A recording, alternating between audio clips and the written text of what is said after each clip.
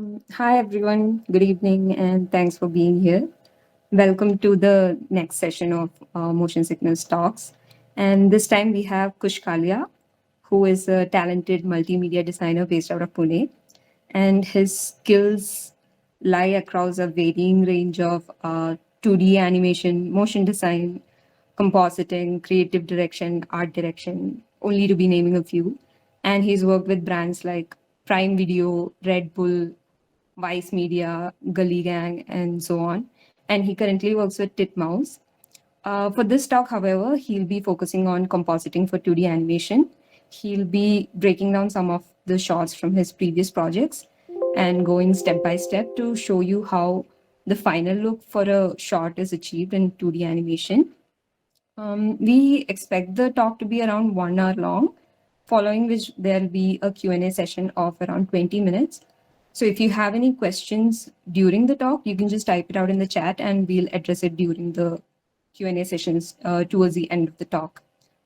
For those of you who are new here, I'll tell you a little bit about Motion Sickness. We are a small but growing online Discord motion design community for Indian motion designers.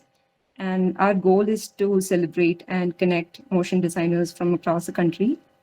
Currently, we exist on Instagram, Discord, YouTube, and very recently on LinkedIn. On Instagram, we keep reposting amazing work by Indian motion designers, and Discord is a place where we discuss all things motion.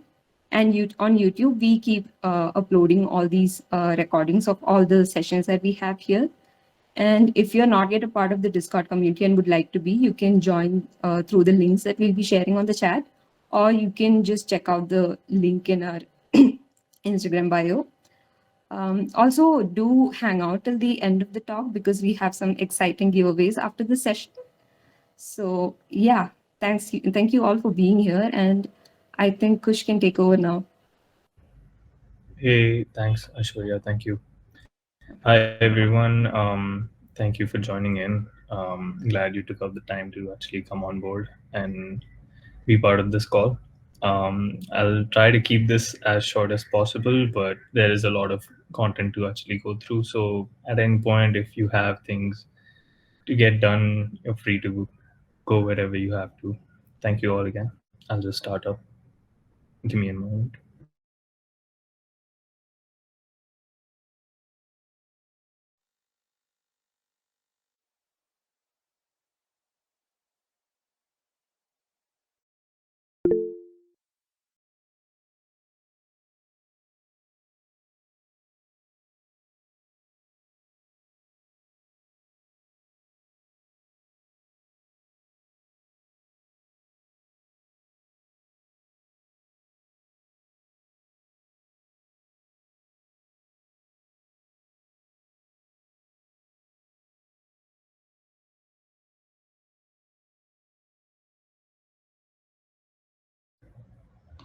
Uh, hey, so I'll just be starting off here.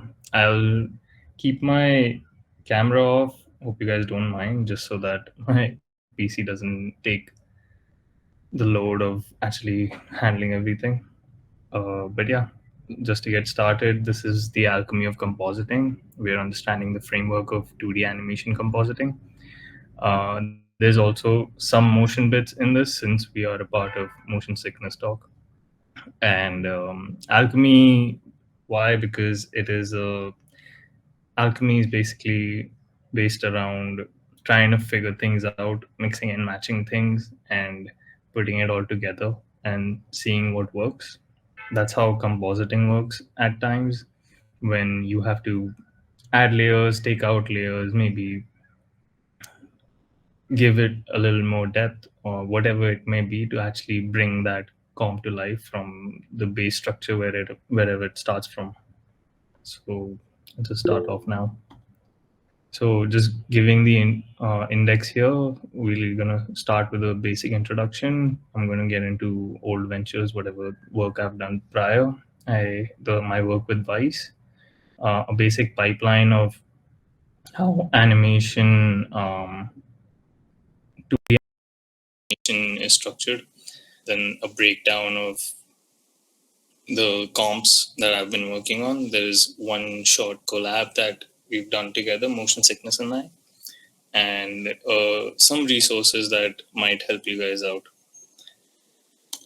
So just starting off, this literally was my visual journey. Started with nothing. As we all do, we come from trying to understand what we're doing and started with nothing. Then basically I want to know everything. How do I do this? What is this? And just go all hands on. And I actually was studying film before I got into motion. So I was interested in getting in everything that I could, and I learned what made sense, made mistakes, a whole bunch of them, then made do with what I could. And there are times when you will struggle and you will try to question what you're doing, but as long as you keep going, you will break through and actually get what you're trying to get done. um, Starting off with old ventures, I was after NID. I studied at NID Ahmedabad. I was basically exploring. Since I studied film, I was also dabbling in motion and other forms of media. I wanted to understand and explore whatever I could. So eventually, I ended up using mixed media, where I was not only doing live action but also accompanying that with motion and graphics and all sorts of other stuff. Did some stop motion work, and after that, during this time, I was also working on a personal project which was related to music. But then COVID happened. Once COVID happened, there was no work coming in, and one went into lockdown. But I was still working on a personal project, and a few of my friends actually knew about it, so we were collaborating on that. And while working on this project, I was trying to find a few things that might help, just plugins, resources, whatever I could. I unfortunately ended up with a ransomware attack on my system, and I pretty much went into remission where I was like down for a couple of days. I didn't know what I was doing, and since my PC wasn't working, this entire post is on my Instagram. You can see if you want. I basically ended up making content out of it. I was like, might as well do that, right? Since I had nothing else to do. And then I, going from there, I was still, figuring out things and developing my skills further. Motion was something that was readily available for me because since we were all in lockdown, I couldn't exactly do much. So I just sat on my laptop, opened After Effects, and tried doing whatever I could. In there, I actually got COVID, so I made a medical series that you can see playing out now. Then I did some, again, mixed media work, and that was fun. I got an opportunity to do a few collaborations, which was fun. And then after that, it has now been a year where I was like, okay, I think I need to start building out a portfolio because I need a job, and there was no work. So I basically built this out into a portfolio, and I started job hunting. I applied to places, forgot about it. One fine day, I got a call from Vice and had the interview, and I ended up joining Vice. And I basically ended up as a senior motion designer at Vice Media. I was working with Vice World News, uh, APAC region, and my basically my responsibilities were to create series decks, whichever series that they were developing. I was creating entire packages of how the visual language will be. And during this time, it was still COVID. So again, like figuring things out, doing what I could. And yeah, like going from there, Vice was pretty much had like a simple format. If you've seen any of the Vice videos, specifically news related, they have a very basic language in their design, however they present their most visual graphics with information and whatever. So following that, I was trying to maintain the line, but also try to be creative with it. see what I can do, what I can't do. And I tried doing a few things which seemed interesting based on the pitch and information that I had for whatever series. And but again, we also had to follow a criteria, so I stuck to that as well. And this is how we would eventually, usually, get information. They would present us with a pitch deck with an overview and a concept of what the series is about, how the structure is, what the mood is going to be, what the format is, how they're going to shoot it, what kind of visuals they're looking for. So they would have some sort of references. And my job as a motion designer would be to create one of these, basically an entire series package around this um, series. Sorry. And yeah, this is just a sample deck that we would present them back, which would contain the information about the series, a color palette, and the series packaging, how the episode title will be presented. Now, once we have the episode title, we know how we need to structure it. So we would give them samples of these. Of course, there would be a bunch of back and forth, but then again, following just the standard rule of keeping it simple and minimal, not too heavy on the fancy graphic side. So these are just interview frames, and then lower thirds, how names would come up, how headlines would appear, and any data that could be presented, and then maps and any kind of data that can be visually presented. We would create visual text of these and then present them back before approval. And then once the series is greenlit, then our work would be to create these graphics. At some point, we'd even create mogurts, which would be easy enough for the editors to actually just input the information and use them at their end. This tech was created by Aditya Wagh, who was a co-worker at Vice with me. He joined in as another motion designer.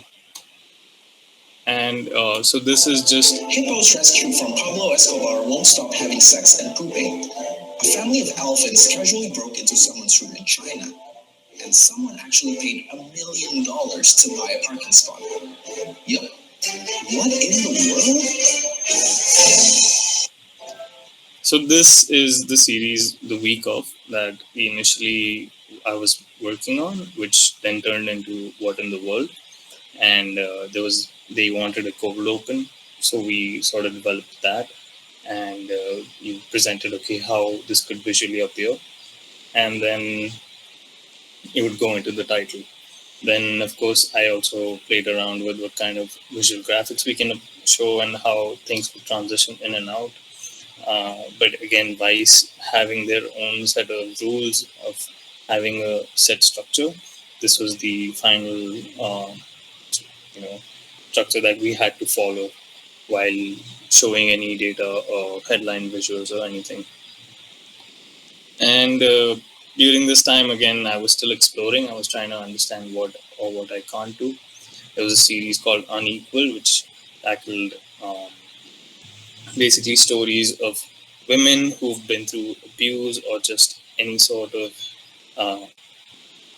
rough patches of their life, and they told stories about these. And of course, this as a series, when presented to us, which was quite dark, seemed quite dark, so I ended up making this visual for it, the series title, how it would appear, and then the episode. But then once we got the feedback, we had to then go back, and they were like, it's not just dark, it's also the rebound of how they got out of this, and now when they're living their life, they're much better, or they're doing well in their life, or just the changes that have come. So there's a green side to it as well. And of course, again, following the structure that they had in place, the higher ups or whoever would get back to me, I had to follow. So this was a certain visual that they had told me to create, which was just a sliding, basically a rectangle that would show the series title and then go into the episode title, which ended up being the final look for the series. Although my own preference would be the first one, but then again, set guidelines. Second was another one called Rainbow Guide Life. When we presented this deck, it seemed quite vibrant and quite, lifelike and colorful. So I went trying to create a deck which would be a little more exciting. But then again, they already had something in place for this. So we just went back and revamped the font and the text, and I had to follow that and then saturated the colors a bit. And then this is the final set for that series. But then again, as I was exploring, uh, more information was dealt. I was giving back information. I was like, okay, maybe we can do this, maybe we can do that, and trying to push the threshold of how much I can actually do. So Violation was another series. Initially, it was called Politics of Sex, then turned into Violation. So the series title was a little more interesting this time around. The graphics visually presented are a lot more vibrant. They have a different structure to it. And these were all approved, so that went great. And then again, like while creating all of this, there was a lot of exploration that was done, and I mean a lot. Like literally, this is just some of it. Again, like trying to understand how much we can actually do and what we can do.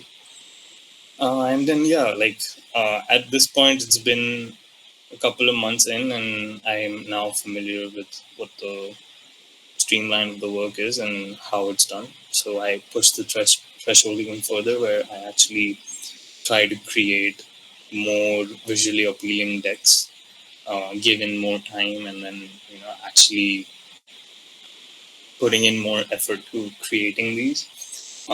These are two shelf projects. One is Line of Control, which was about the drug trafficking and how for cocaine and how what the roots were, and they would do stories about interviewing whoever would be setting out on these drug routes. But again, that project was shelved. There was Heal, which was a series about uh, gaming and the pros and cons of it, what kind of effects it has on avid gamers out there. But again, another project that was cancelled. So Bad Blood and Future Tense were two projects that were greenlit, and Bad Blood was about criminals or basically past criminals who are now reformed and living a different life, and they come from a different world entirely, like people from the mafia or the triads or even like the Mumbai city gangs. There is an episode of that. And Future Tense tackled more on the sense of what kind of technology is going to come up in the future that will be integrated with us, and what are the pros and the cons of that.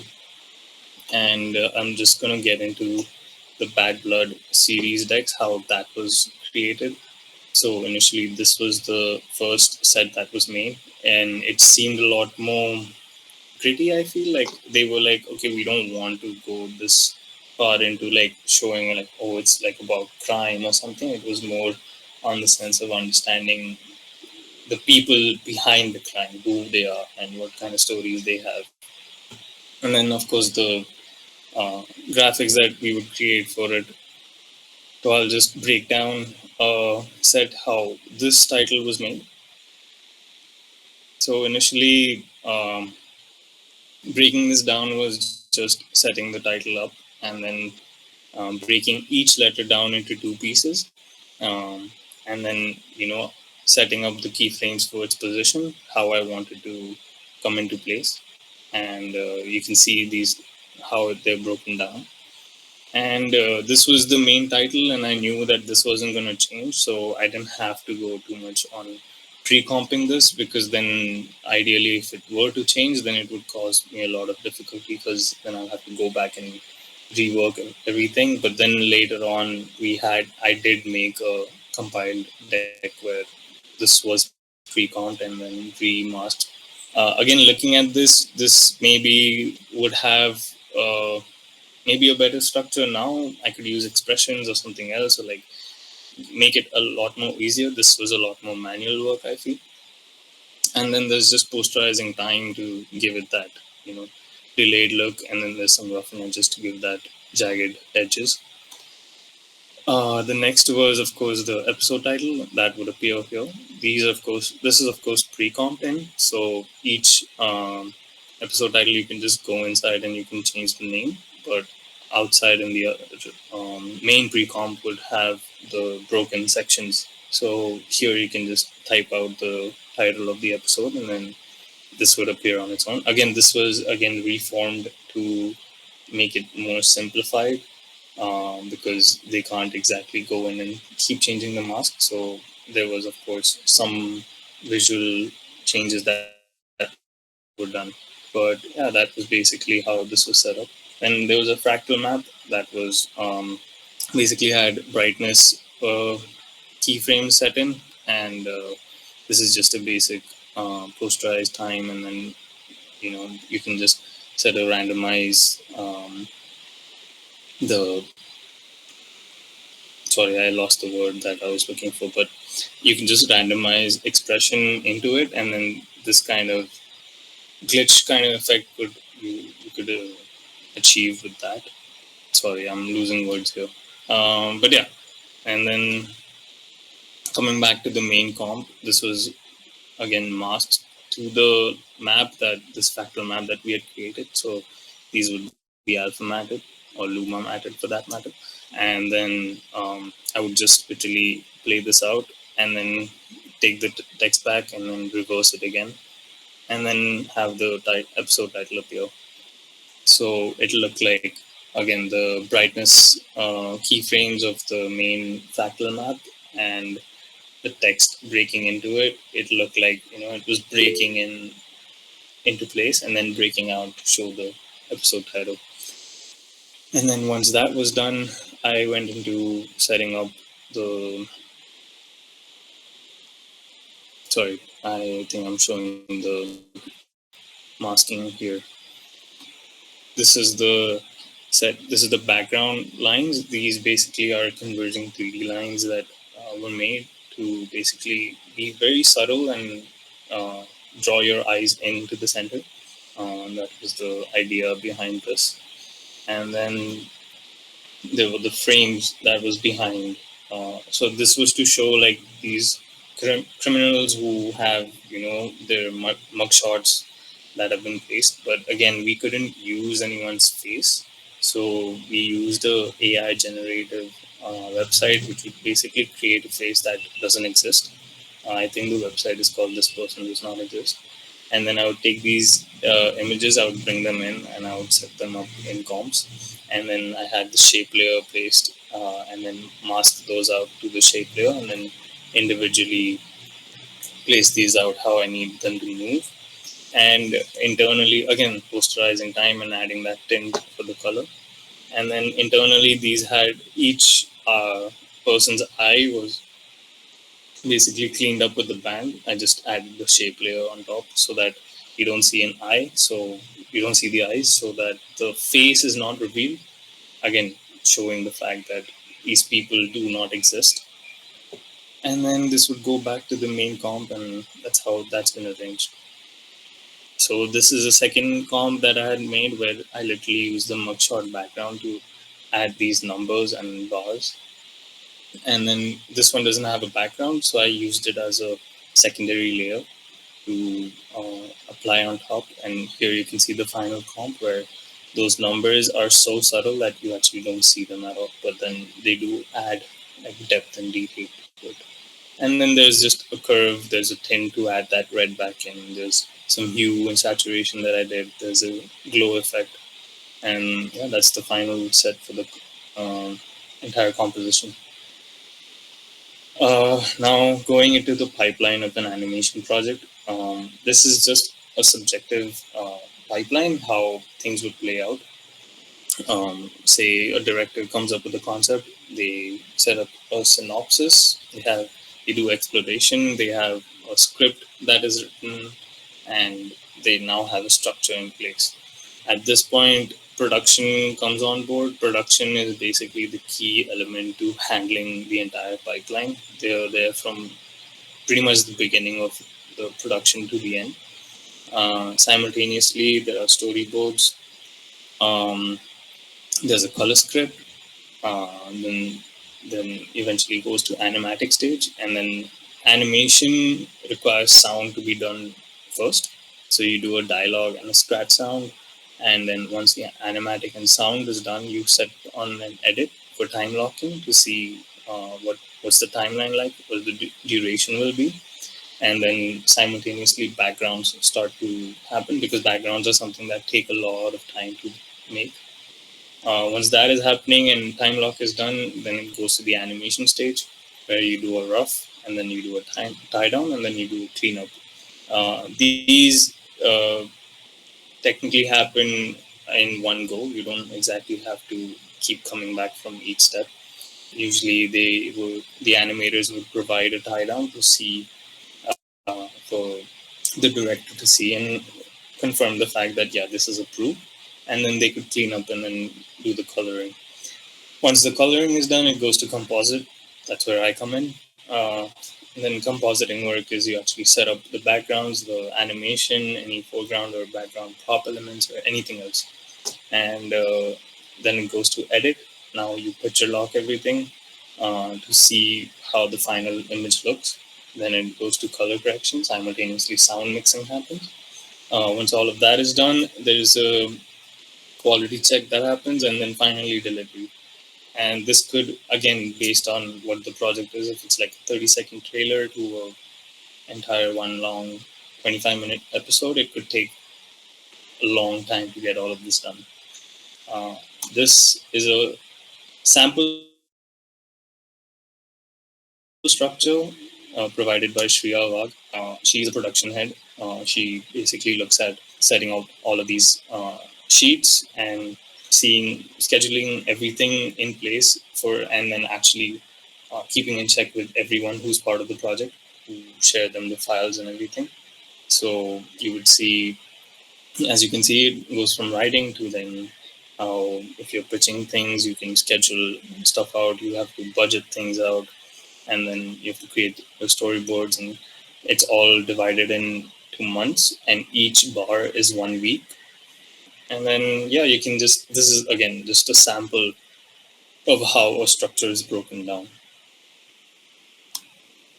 Going into project setup for a composite, this is basically how we're getting things on my end, where once I have, say, and someone reaches out for a project, I have to acquire all the information. Then you basically understand the timeline, what the duration is, what the specs are, if there are any guidelines, and if there's a project Bible available, that is the best thing that can be. Some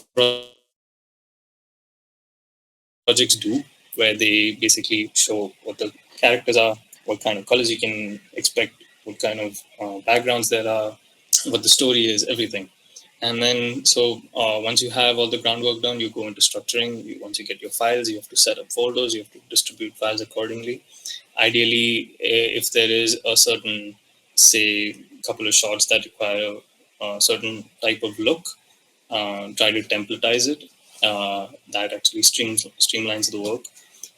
Create a tracking sheet so you know what kind of shots you're looking at, and which one you've already hit, which you have to remaining get done, and create any treatment or references if you can, because once you start comping these shots out or whatever it is you're comping, you can actually you'll eventually realize that these need to seamlessly match to each other.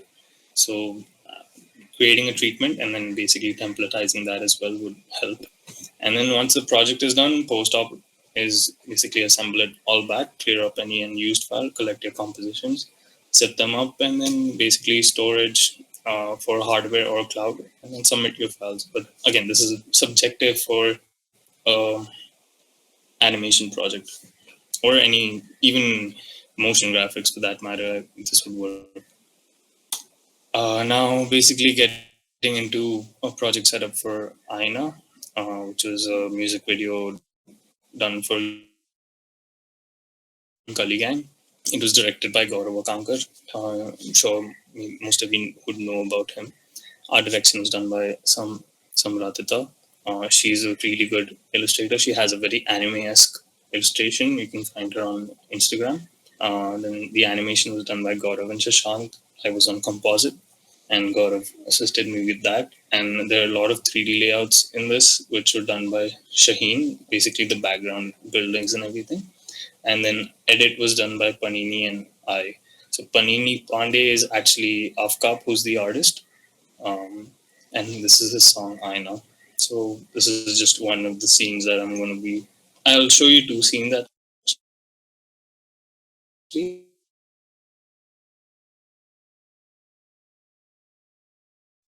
I'm just gonna.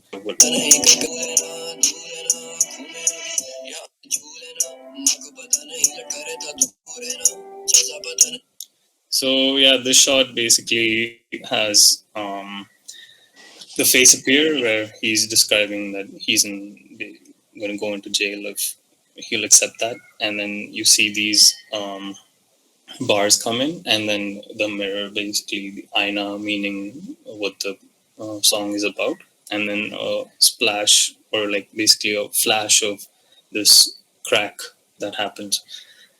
So how I set this shot up was this was a bunch of layers as well.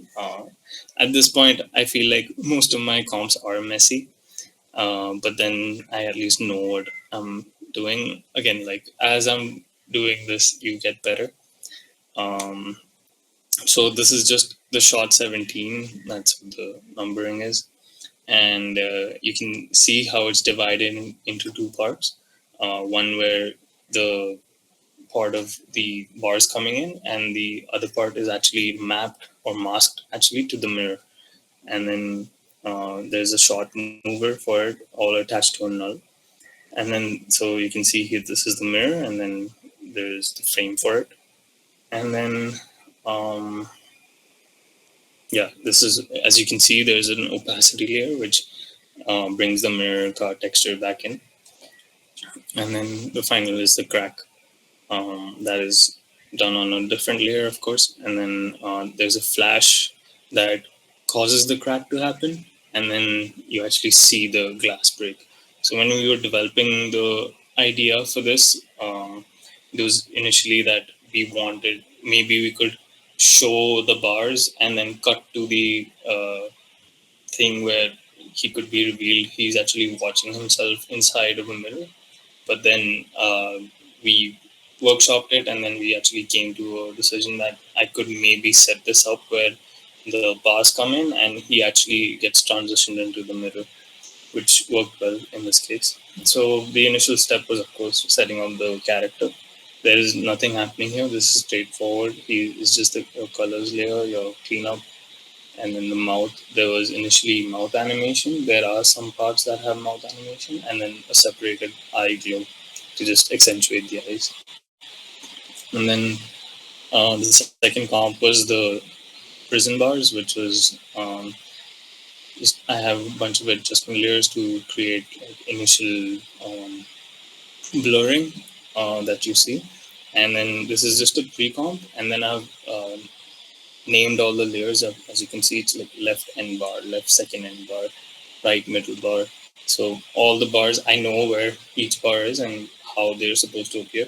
So, and then of course this is to time to the music. So I'm also following that. So you can see I've placed markers above here to see where each bar comes in.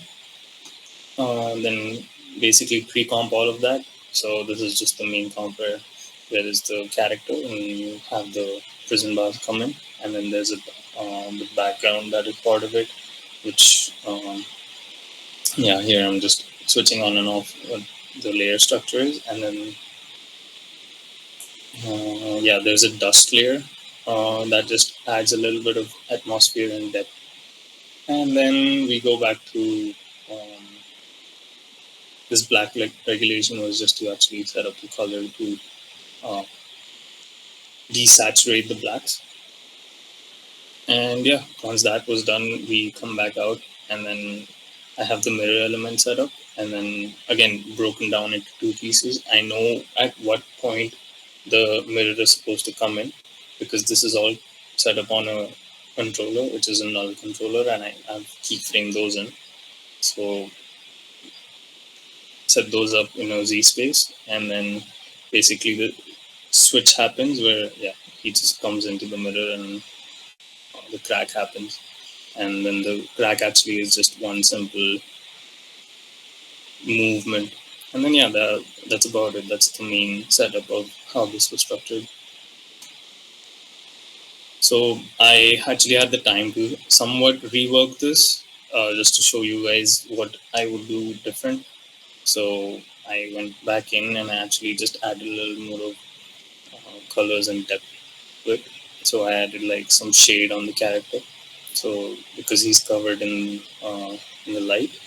So and then accentuated his eye glow. On here you can actually see I've used an extract effect. If you don't know what that is, extract basically there's a white and black spectrum 0 to 225, which we can basically extract out whatever wavelength we require. So I basically removed all the whites and kept only the darks, and then I added a curve and masked those out to create a shading effect on there. Then I created a little more contrast in the background, because I felt like, okay, maybe it's a little faded.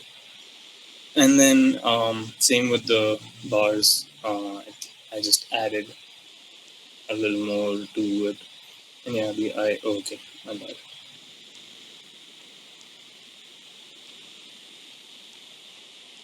Sorry about that.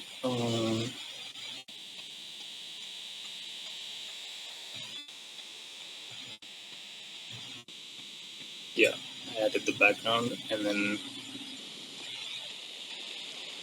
this is the bars that have been just slightly accentuated further. And then same with the mirror, I actually added just a little bit to it, where added a second layer and color dodged it on top of it, which creates like a more faded and brightened look. And then added the same with the frame. Of course, this is within the time that I could do it, and then once I brought it back in to my system, I actually had forgotten I had left one layer out. So if you just hold your option and drag it down while selecting the layer you want to replace, it will actually replace the shot without changing any effects or the positioning. So that's fairly simple. And then once I had set that all of that up, I brought the scene back into the main comp, and then I thought, okay, maybe I can add a little more to it. So I ended up adding like a curves effect just to get basic, just more contrast, and then seeing if this works or if it doesn't work. And then since it's I want the eyes to be drawn in, I just tried adding another effect. I went in and I added a vignette. And this happens to most of us, with all of us, because as soon as I added it, my computer crashed. So that is something that we all face, and it's natural it happens. But yeah, I mean, you just work through it again, and then this was basically how I reworked it. And then this is the second shot.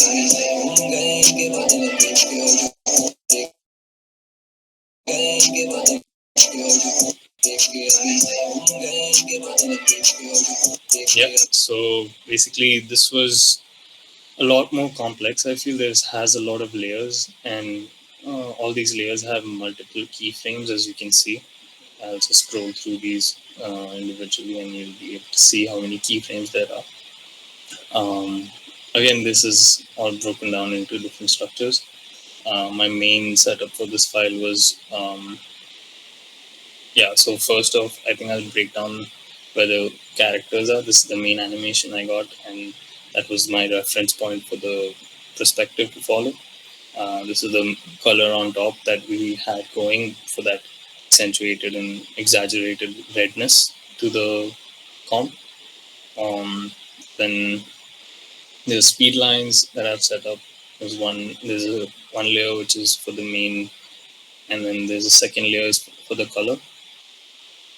And then I've masked the blue color out because the bottom layer actually has these buildings that appear.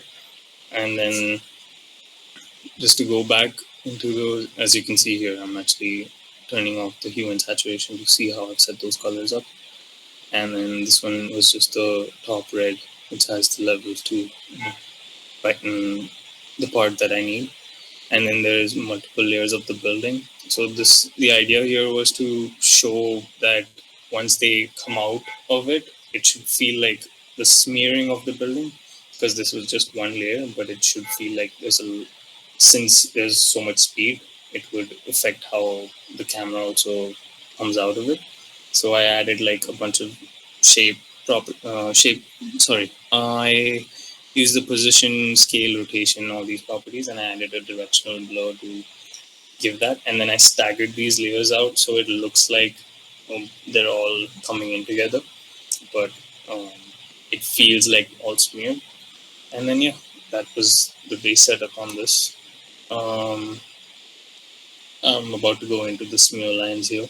So using the character behind there as basically my reference point to follow the perspective. This was the top smear line which I created, and then I used a corner pin effect to actually manually follow which direction the character is, so you can see all the keyframes that are set here. Again, there would be better ways to do this now, maybe. Can't go into that exactly now because I'll have to figure those things out again. But then, like this is how this was set up. And then there's a basic chromatic aberration just to cause this edge thing effect. And then I was trying to put a blur on, but I thought maybe it's not needed. So how I actually set up the smear, I'll just go into that in a bit. This was, again, the base background smear lines where the colors are set up. I basically created a fractal setup which had these vertical moving lines, and again you can see those. There's a random seed in it, and then you can see those moving. And I added a polar coordinates on top, which basically creates this circular movement. Then I added actually width and height. I keyframe those in the fractal noise so that I know at what point they transition out. Again, keeping in time with the music, I know where we have to come out. And then I bring it back here where I actually have the base red color setup. And then I actually had set up these shape layers, a bunch of them, to mimic one of those, basically the extra smear lines. And how these are set up is it's basic shape layers, and I've again keyframe those out to go out as once the transition happens. Here again, these are like blurred out, so it isn't so visibly seen. It all blends in together. There's a few effects on top of it. I did a bit of glow, I did some curves, and then the next. So these are the shape layers here. So I've basically made one shape layer and added a repeater so that I create like a circular motion of it. Again, following the perspective. And then I added a wiggle transformation, which is another effect that you can add. And once that is all set up, I know where now the movement is going to happen. So the wiggle takes care of that. I don't need to, again, try to mimic something individually. And I did this with a bunch of shape layers. And then just add it on top. And then, brought it back to the main comp with some color correction. And then, again, I've already mentioned this. Set this up in how I need it. And that's the final shot. I have no idea if I'm doing something else here. Oh yeah, here I just added a little bit of extra just detail because I noticed his hand was coming in, so I added these smear lines to create this effect, like the wind is passing him by. But then I could maybe now, when looking back at it, I could have maybe blurred it, add some directional blur or something. And yeah, the main animation, the great looking animation done by Shashank Mani and Gaurav Pakankar. So I hope you guys are following this. I feel like there's been a lot of information shared here. If you guys have any questions, I'll take a moment just to pause. If you guys want to ask anything, just drop in chat, or I can continue forward.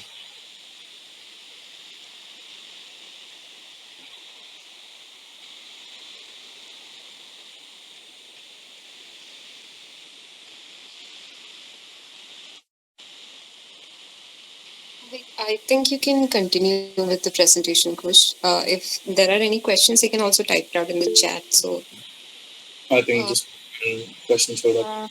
yeah, you have a question right now. Sorry, I'll just read it out to you. Mhm.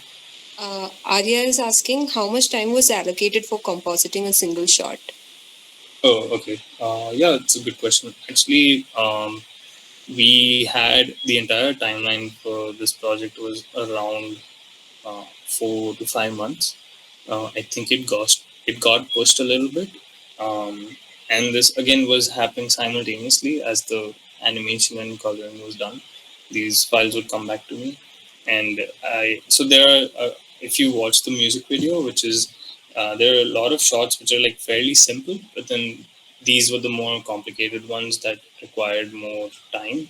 So again, whenever I got these shots, I knew how to allocate my time where more. And of course, the simpler shots were handled by Gaurav because I was putting my time here. So I would say at least um, for this one shot, I might have given around 2 weeks, maybe, just because it's again like I'm trying to study it. I'm trying to understand what the background is. I'm trying to understand what kind of speed that we need to do, how I can go about setting all of this up. And it's like on and off. I'm also working on other shots, so it's not just like I give this one shot all 2 weeks of my time. I'm also comping other shots simultaneously and then reworking this back in. So yeah, about that's the time I would say.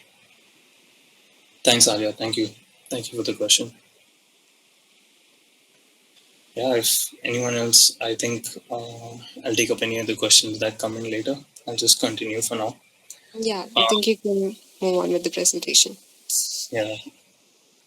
Okay, so this is another project that had recently been done. It's a Prime Video series called Big Girls Don't Cry. You might have seen it, might not. And we basically worked on the title sequence. This is created by Nitya Mehra, and art direction was done by Gaurav Bukale. Animation was again Isha Mangalmurthy, and then I was doing the composite and edit on this. Yeah, so I worked on something that we mostly all skip. And yeah, you can watch it here.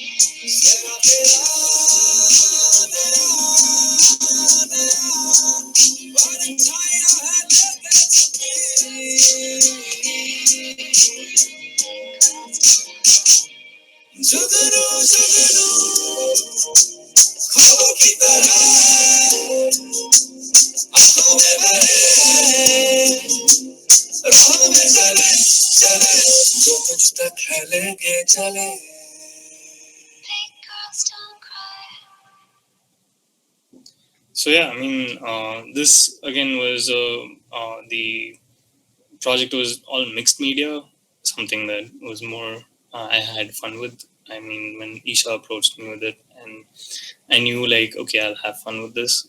As you can see, like there's a lot of these flower elements, and then there's a few background stills are provided and then Isha used those to actually mask whatever elements out, and then add in back the colors to create like a more animated effect. Then she would create these assets, and I was given these flowers. Basically, Gaurav had scanned a bunch of these high-res flowers from a book, and they were free to use. So we actually used these, and then we masked them all out individually, and then scaled them up to look like the flowers are blooming. And there was the butterfly that was animated by Isha, and then I just used that wherever I could. And again, it should like trying to follow, and then here you can see the flowers blooming again, trying to see where which is yeah. And I'm about to just break down. I wanted to break down 2 shots in this, but I didn't have enough time to actually compile the second shot, so I'll just show one for now. This is the shot that I'm going to be breaking down. Just a fairly simple question. I'm just going to ask and move along. You guys can type in the chat if you need. What part of this shot do you think took the most time? If you can let me know, yeah, just drop it in the chat. I'll just keep moving forward for now. So yeah, here at this point, I'm a lot more actually, concise and more, I guess, better at structuring my files out. So you can see like this basically has the main shot compiled. There's a transform layer and an adjustment layer, just to scale up. And then the text layer is on its own comp. And yeah, this is the main shot, which while we go in, it's just literally a ramp. One of the purple overlays. This is the main shot. This was again posterized, and then Isha did the animation of the base layer masking around the feet. And yeah, there's the purple overlay to give the color, and a ramp to just create contrast. And here is where we actually set up the entire animation, where there's a base layer of the animation, which is so now this is the fauna, which was just a still image, and then I added a displacement just to create some movement in it. I added some brush stroke effect to give it a more drawn style to it, and these are the ripples. And then this is the water base layer. Again, this has like a very chalky and pastel effect, so that also helped with accumulating everything. And this is the fish layer, which is masked to the water, which we can't see. Why is that? Because this is actually, again, coming back to mixed media, this is actually a video layer. So when we were figuring out the shot on this, Isha was like, I want to add these fishes. She was like, what if I animate one fish, and then you can just multiply those and put that in and just create the motion. And I was like, yeah, maybe we can do that. But then I was like, what if we actually try to trick this and use something like else? So we actually found this video. Again, this is free for Creative Commons use, and use this to create the, sorry for that, set it up here. So it's all again masked, and then I have a brushstroke effect on it and posterized it. And again, the chalky and pastel look helped a lot with this, because it was just accentuating that part out. Yeah, just masked this water layer here. And yeah, that's how this shot was done. And then we basically sent it out, and then people thought it's animation, so it worked well for us. And yeah, that's how mixed media happens. Yeah, that's the final shot.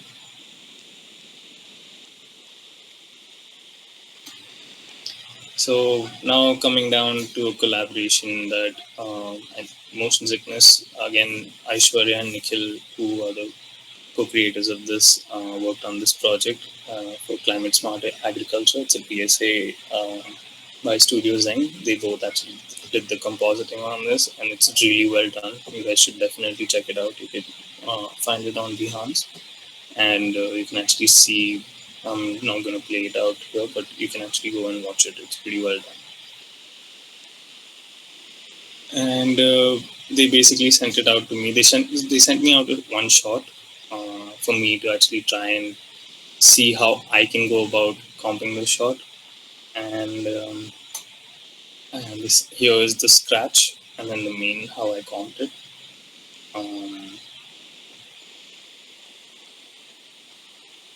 As you can see, there's a little bit of color difference. There's some depth there. There's things added in. I'll just break down how I went about this. So the base fruit layer is actually just one main layer, which is provided by Aishwarya. Thank you for that, Aishwarya. And then I added some darkness to that on the bottom side. I added a ramp just to create, again, depth on it. The darkening is literally just a fill effect and then masked it out in blend molding. And yeah, after that, again, like I masked these out and used the opacity. One issue that I tackled here was because the camera movement is baked into the animation. I had to keyframe the positions out manually, so that this happened with the shadow, because I set up the shadow literally in parts here. As you can see in the transform layer, I have set up multiple keyframes to follow it, and I have these guidelines set, so I know where I have to set up the shadow. And this literally is just, again, the fruit layer, which I've filled it in, used a corner pen to create the perspective, and then added a blur layer. You can see it here. Removes the transform, and then yeah, that's the fruit. And just fill it, corner pen it, use the transform to set it up, and then add a blur.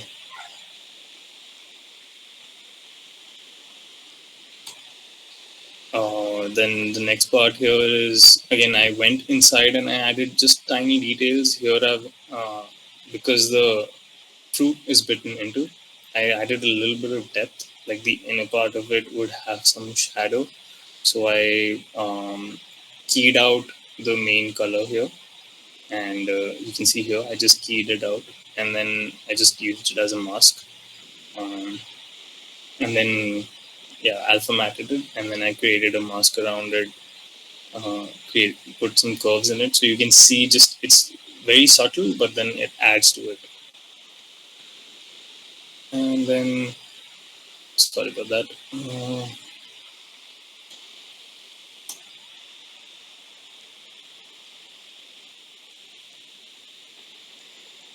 Yeah. So coming from there, I went. This is again then going back to the background element. This was again the foreground element was one entire layer. I added just a little bit of blur when below here, so that again create that depth when the fruit falls. And once we pan up, I just removed the layer up, and then I added a ramp, which again I just faded it out a bit when you transition upwards.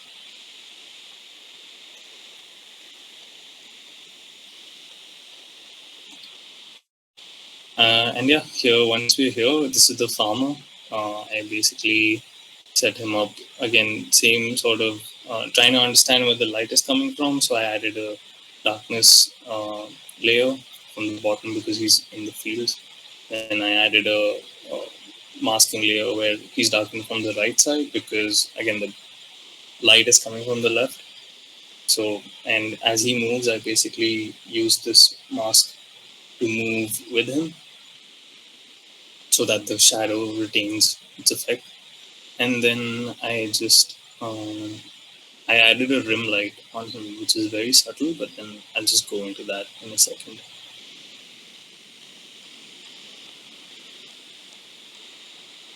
Here. So you can see the rim I've added. It's literally, I've alpha matted himself on him, and then I've just moved his position just a little bit onto the right side, and then I've added a blur on top. So basically this creates the mask and that faded trim light look, as you can see here. And yeah, just once all of this was done, I basically set up the main comp inside. And again, yeah, I added a mask here just to retain the top side, because I knew the light would only be hitting on the top and not all over them, because once you do that, you will actually cast a light throughout the animation. So you have to, and then yeah, here I'm adding a little bit of sunlight, just because again, like, accentuate that side. And you can see he also gets drowned in that. And then I added a ramp, one from the bottom and then one from the right side, again to create some contrast in it.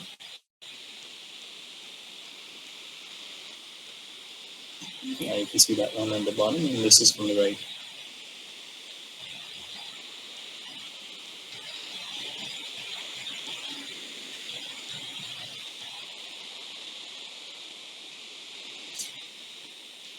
Yeah, and that's about it. I just went back and then set this up in a main comp, and this is the final shot.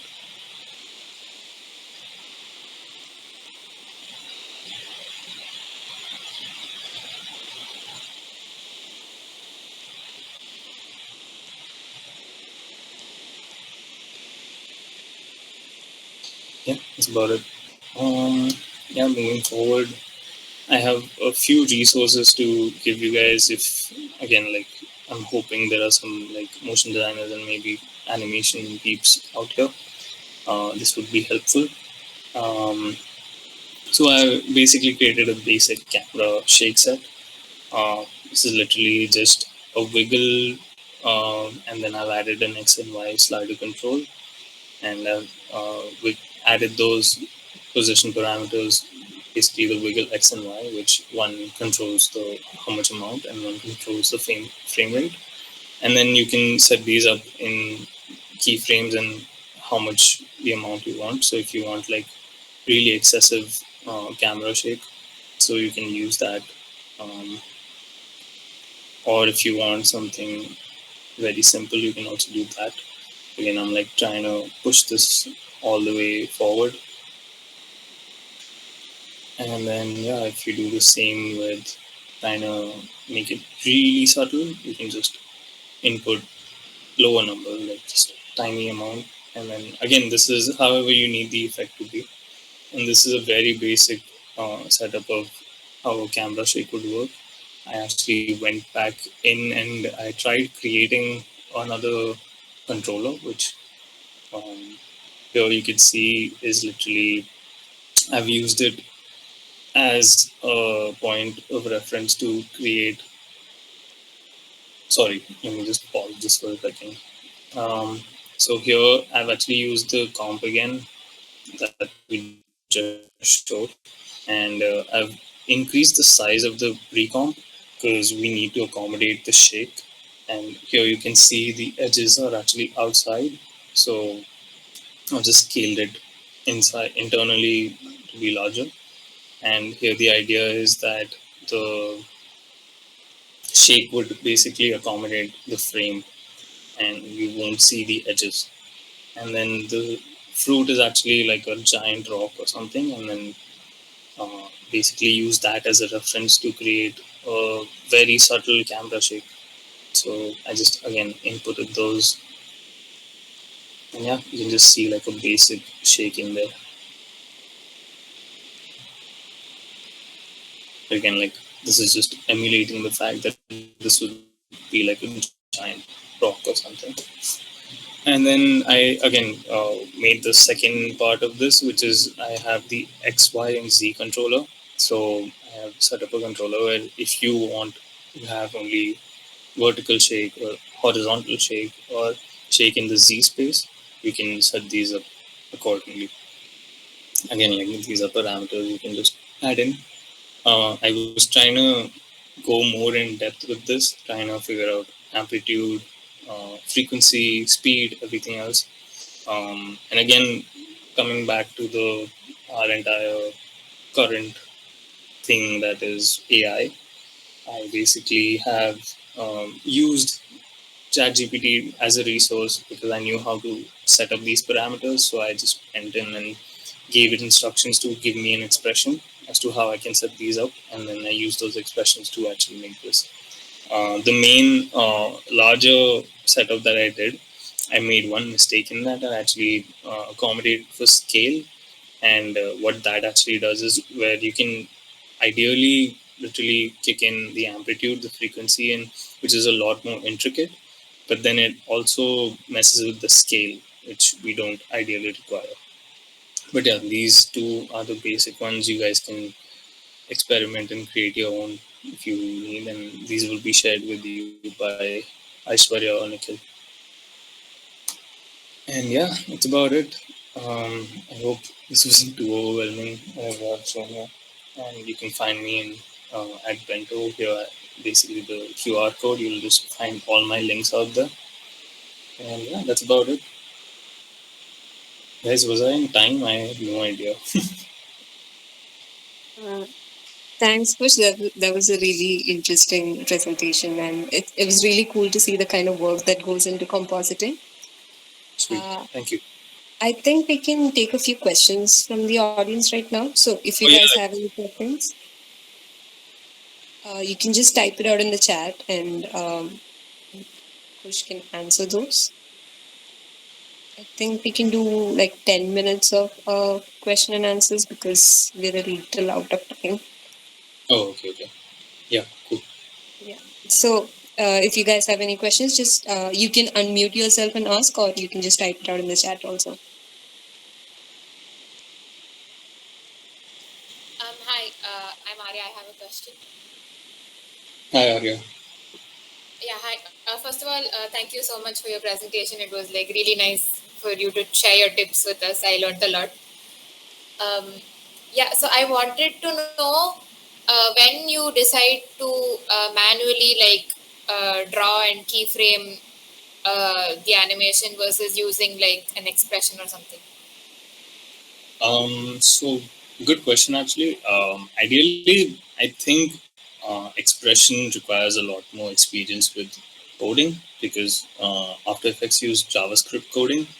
I am not an avid coder, so most of the time I am possibly trying to figure it out through doing it manually. But there are a lot of actually internal effects in After Effects which you can play around with and actually figure out to just add incremental values to and create the effect that you require. If again, like whatever your visual is, like if you're trying to create something, like if I again like going back to the camera shake, I just literally added those as keyframed elements where now I don't have to manually position the comp where I'll try to move it each frame on and then bring it back to its original position so that it looks like a camera shake. Sometimes that could work, but then I feel like these things again, like trying to streamline the work. If there is a possible way to use expressions, then go for it. Or if you think this would be better done manually, then ideally you should do it. But then yeah, I mean, try exploring more internally. There are uh, tools inside of After Effects which might just help you achieve the look you want. Again, like maybe like going back to the brushstroke effect that I didn't know created this draw like a visual drawing look, and I was just playing around with it, and I actually found it to be sort of like this edgy, sketchy kind of look, which just helped me with the fact that this I could just use this as a launch point to actually create animated effect through live action, again going through mixed media. But then, yeah, I mean, you should like pick your points of when you should use it or you shouldn't use it. But yeah, I guess I hope that answered your question. Yeah, thank you. Yeah, thank you.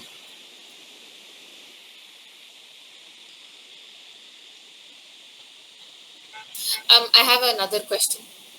Yeah, please go ahead. Yeah, so I noticed like you have a lot of 3D personal work.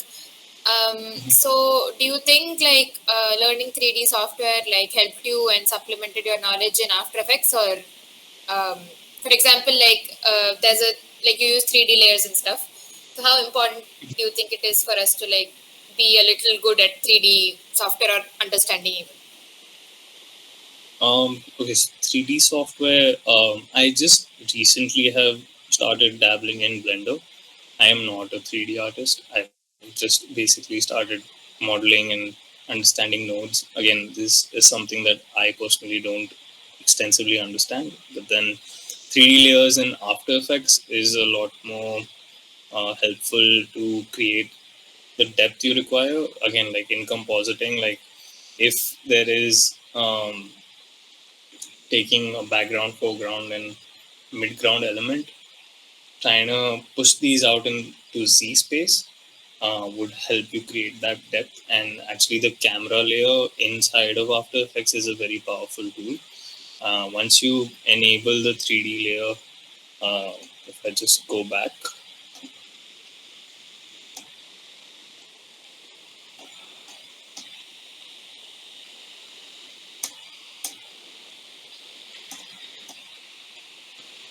sorry, I'm trying to find the layer.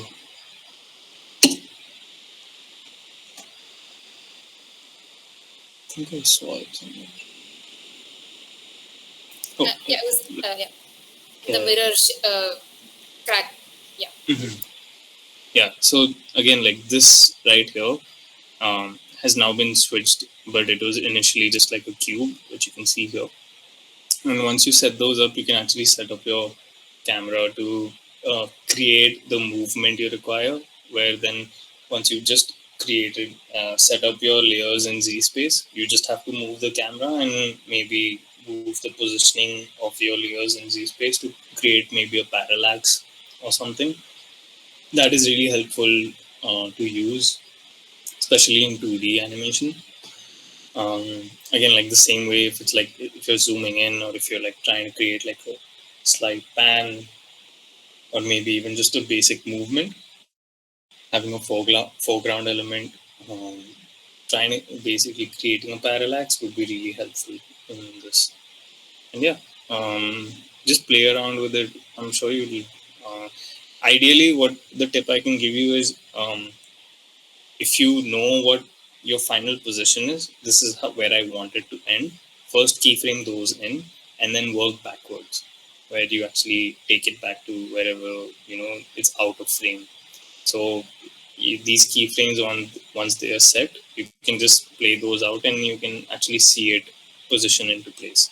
And then from there, you can then tweak it if you need to smoothen it out, so just stretch out the keyframes out further.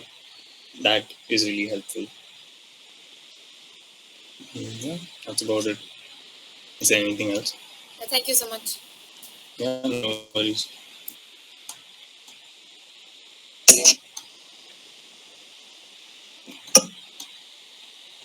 Hey, I had a question. So, sorry, go ahead. Okay, cool. So I just want to ask, like, how often are you given a concept art or something like a style guide when you're compositing so that you have a direction to take? Or is it like you get to experiment and then see what works? Yeah, that's a good question, actually. So ideally, whoever is heading the project, once they are more clear and certain about how they want to go about creating this, animation is not a one-person job. It is a team effort.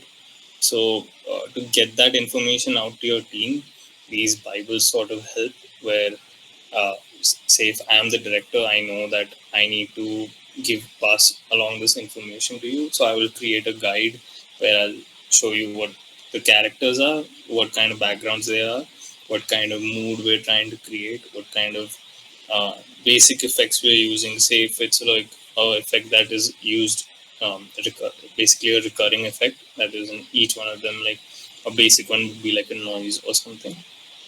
So those could be mentioned. And in these Bibles, you can also mention the specs, what the aspect ratio is, what the frame rate is, uh, how you should export these out. If say if you want to, like, these files, once they're comped, I need to share these forward to get reviewed.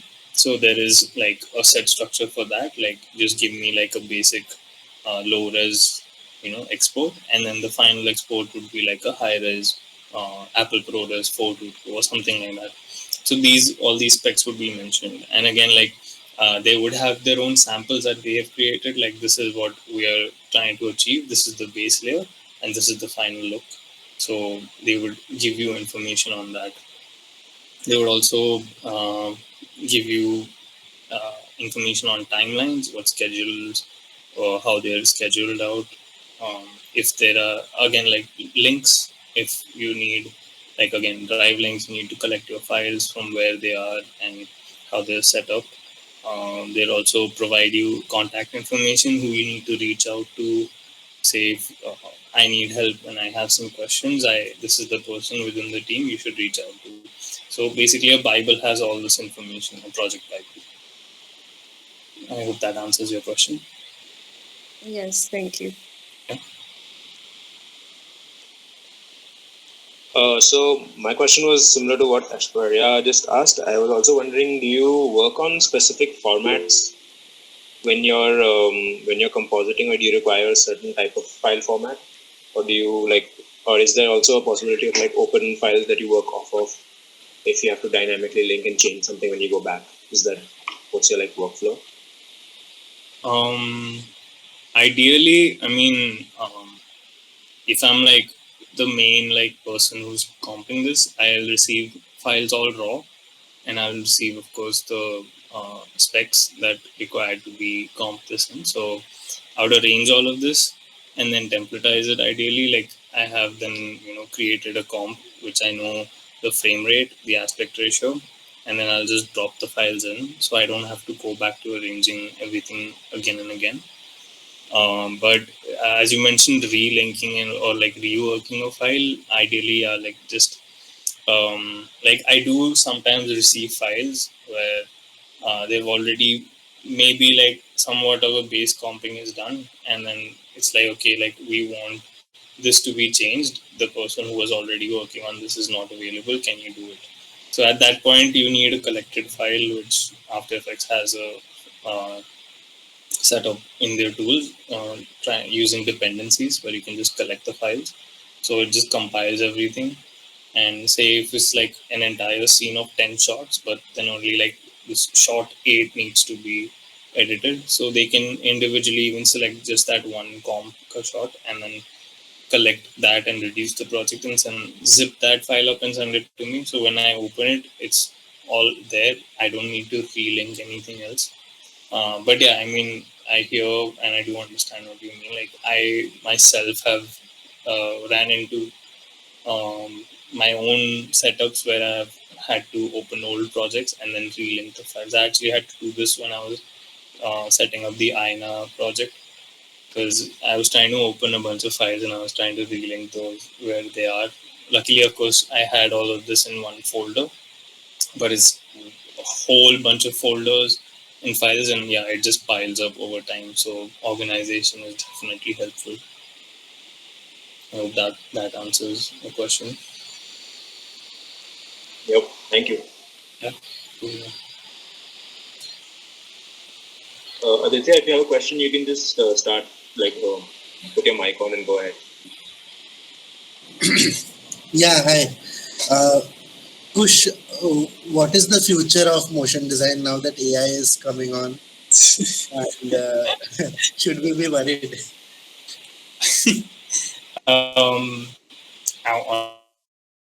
Yeah, I mean, I feel AI can be used as a tool I mean, as much as it is developing quite drastically, it is there are limitations to it, and it can't do what humans can. I mean, there is a creative aspect, there is a more visual aspect that you can deliver more critically rather than an AI tool. Because if I basically put an input that I want a dog running across the frame, um, but he needs to have this kind of specific color, this sort of specific visual style.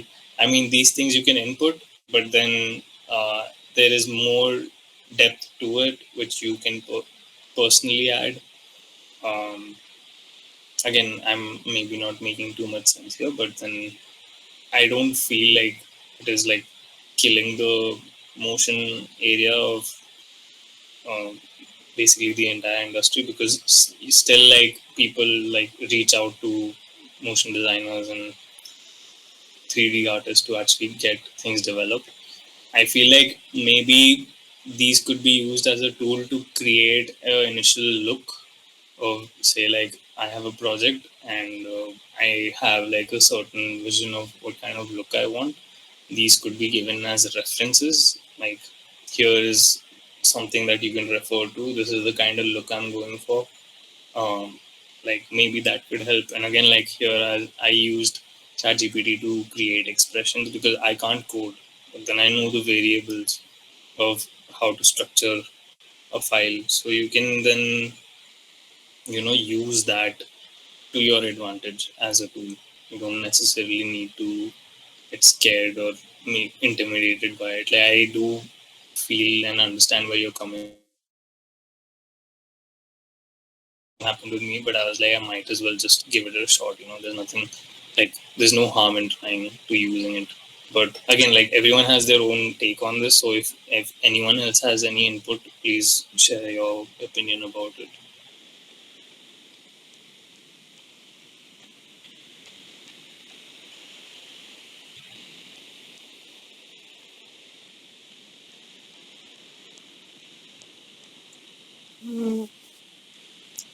I don't think we have any more questions. But so I think we can wrap this up then. If you guys have anybody has any question, you can just type it out in the chat. Maybe we can take one more question, but if not, we can wrap up the session.